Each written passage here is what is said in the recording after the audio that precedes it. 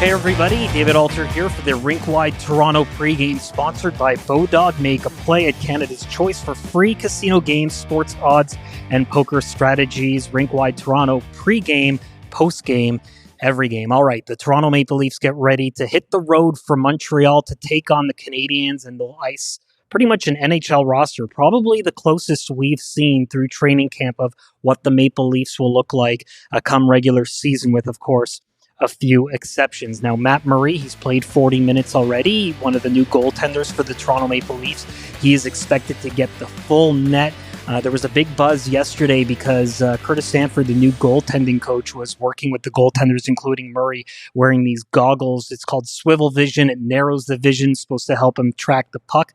Of course, a lot of eyes seeing how Matt Murray will actually do this season. A bit of a risk for Toronto, but he'll get the whole game and he'll get the Montreal Canadiens again. And, you know, if everything goes according to plan, he might be the guy to start the season against the Montreal Canadiens. So he's certainly getting a lot of action against that team. Now, some good news for the Toronto Maple Leafs. John Tavares and Timothy Liljegren, both back skating.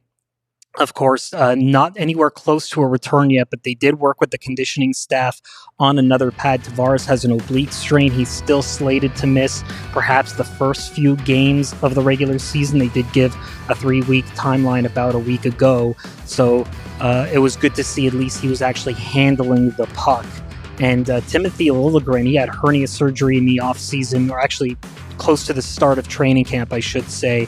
And he was back on the ice for the first time, skating without a puck, just very gingerly doing some skating drills, getting back for a feel for it. We're still not expecting him back until around mid-November. Now, all eyes are going to be on Nick Robertson. He had 2 goals and 1 assist in Belleville the other night against the Ottawa Senators, and he was probably the most talented player on that team. The Leafs put a lot of second stringers in there, but he's going to get another shot in the first string category here. Very interesting for Nick Robertson. Austin Matthews saying he perhaps has the best shot on the team, or hardest shot, I should say. And coming from Austin Matthews, that is certainly high praise. So Nick Robertson has a lot to prove. There is that second line left winger spot open. He'll play alongside Alex Kerfoot. Now, Kerfoot, with Tavares gone, is kind of moved up to become the number 2 center on the team, and it's looking like that's how things will start should the regular season have started by now. So those are the storylines that we are looking at. Now, don't forget, after the game, myself and Stephen Ellis will have the full breakdown of the Leafs-Habs game on the Rink-Wide Toronto post-game podcast, sponsored by Bodog. Pre-game, post-game, every game.